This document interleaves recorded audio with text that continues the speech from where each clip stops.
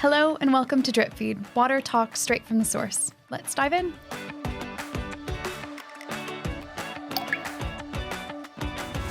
So Flora, can I take you back? Close your eyes, back in time Yes. into an ancient civilization. Ooh, how ancient are we talking? We are talking the Egyptians. That's pretty ancient. That is pretty ancient. Oh, so basically, how they got their water was Yeah. the Egyptians built canals to water their crops, and they built reservoirs to store the water. Ah, like us. Yeah, isn't that crazy that it goes that far back? Wow. So they relied on fresh surface water sources too then? I don't know. Oh, sorry. Yeah.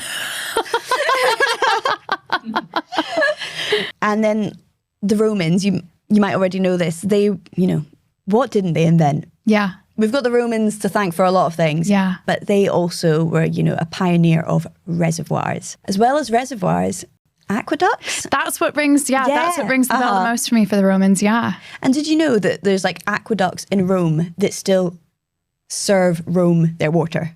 Same To this day. aqueducts. How old must those be? Very. Very. Very. In the Dark Ages, we had the fall of the Roman Empire. Mm-hmm. So we kind of regressed a bit with water, getting it to people. Mm-hmm.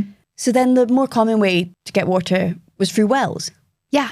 And did you know that in you had your little town square where the well was, they had water bailiffs and people who What's a water bailiff? So they were in charge of making sure that everyone took their fair share. People Divvied it weren't up. messing around with it. Uh-huh. So it's kind of like what we do now at Scottish Water. We are water bailiffs. We are water bailiffs, making sure that people are taking care of their water, using the right amount of water. Water bailiffs. The water police. They also ensured that it stayed clean and no one was tampering with it. Did you have flatmates, Flora? I live alone. You live alone? Okay. I do live alone. So... tell me a fact as if I had a flatmate. Have you had flatmates before? I have, yeah. Before living alone, I've always had flatmates, yeah. Would you call yourself the water bailiff of your flat? Probably not. No? Are you not strict? Well, I wouldn't. I mean, I probably wouldn't tell someone to get out the shower. Oh, I just do. Do you?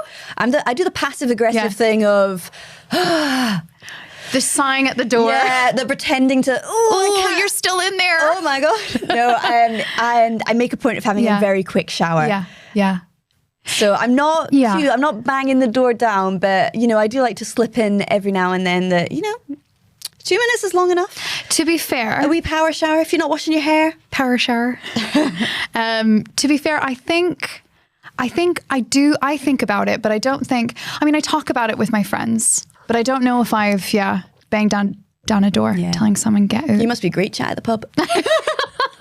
Yeah, I guess I had one of those for a while. Actually, I got it through one of our water saving programs. Mm-hmm. One of those little what are they? Timers for the shower. Yeah, no, that was the passive aggressive way that I encouraged my flatmates to take a shorter shower. Was I got the timer from one of the campaigns and I popped it on there and I was like, this is use it. And I can't believe that some people still they're brushing their teeth and they keep the water running the whole way. Yeah, or cleaning your face. I know skincare is really important, but you don't need the tap flowing in the background while you're doing all this. So what you're saying is that there are tiny ways that we can all manage our water. Oh yeah, definitely. And they all add up. Yeah. It's that kind of thing of we've all had a dripping tap before and you've put a bucket underneath. Mm-hmm. And then before you know it, it's full. Yeah. Flora. Yes. Before you came to Scotland, had you heard of the word jobby? I didn't know what you were going to say there. No, I hadn't. Is this, what do you think of this Scottish word? So I'm tearing up. That was so good. I had never heard of the word jobby before I moved here. And I think it's a fantastic piece of Scottish language. Yeah, it really does. It's a good descriptor. Yeah, it's fantastic. What's the origin of that word? Do you know? Oh, I wish I knew. Yeah. I think we need to dive into that at some point because... Future episode. Yes. Imagine a whole episode. The history of the jobby coming soon. So basically, we're going to be talking about jobbies. Fantastic. We're talking about... That's my bread and butter. This. Yes. I hope not. Oh, no. Wastewater, sewage. Yes. Yeah. We are talking about the history of the sewage system. So basically... Here we go. How they used to do their business Yeah. in the Roman times was it was just like a big kind of like, imagine like a school changing room for PE. Cold, stony, and just like a big bench. So that's kind of what they had, but the benches had holes in them. Yeah. And underneath would be a river. Just so it was straight communal. in.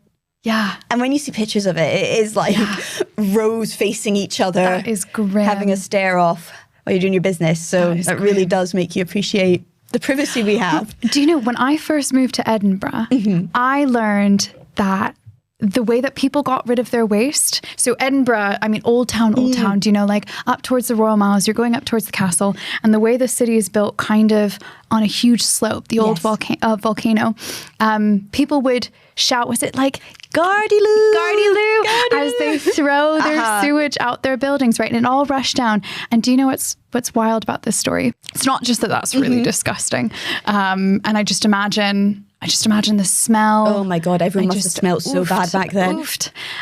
But it would head down, and actually Edinburgh at the time had flooded what is now Princes Street. You know Princes Street Gardens in Edinburgh? That was entirely flooded to form a drinking water source and a water source for the city of Edinburgh. So think about that, right? You're on top of a hill, throwing sewage down a steep slope, essentially ending up in your homemade flooded garden that served as your water source. Recipe for disaster. It's disgusting. Yeah. So I think we've really come far, haven't I wouldn't we? survive back then. No. We've really come so far. Yeah. It's so incredible when you think about it. And you're talking about going to the bathroom straight into a river. I'd be worried about falling into that little hole. So it's just like the flow of the river, what was like to carry it. Yeah. And then it was kind of, we got into the Victorians when it started to get a little bit more familiar to what we have now. Do you know the name of the man who invented the flushing toilet? I've heard something about this, and I didn't know if it was real or not. Do you want to take a wild guess? You can say the word. The word crap comes to mind. It does. And I'm not making that up. I didn't know if that was real or if that's just something that we were told as a joke. His name was Thomas Crapper. There we go. What a name. Tommy C. Yeah. And exactly like... Wow. What's funny is that isn't why we now say the word crap. Yeah. It's not related. Is it related? But not in the way you think it is. Crapper is actually a variation of crofter. So his family would have been crofters. Oh, wow. And then it wasn't until American soldiers came over and they found out that the inventor of the toilet was Thomas Crapper. And they were already using the word crap as a word. So totally unrelated. That's why I felt like it was, They found it funny. And they were like, oh, that's funny. Because we use the word crap to mean da-da-da. And classic Americans. Crapper. So they kind of took that back with them. And that's why... You know, some vulgar people will say, I'm going to the crapper. It's disgusting. That is, I can't believe that. I had heard that story once before when I was younger, and I thought it was a wind-up. I thought it was a wind-up. Yeah. So, but it is true, but totally unrelated. Yeah, it's crazy.